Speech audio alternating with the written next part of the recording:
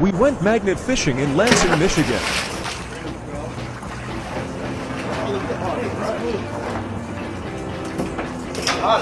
Yeah, it hadn't been in here long. And we just got this bike. Crestwood. Crazy find. We went magnet fishing in Detroit, Michigan.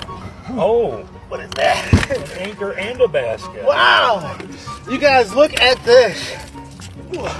I just pulled up this little basket here, and I've also got a boat anchor. How sick is that? And on that hood, I've got an old mailbox. It's got writing on the back side of it. Solar Group of Taylorsville, Mississippi. Let's see, that's who made it, it looks like. It says approved by the Postmaster's office.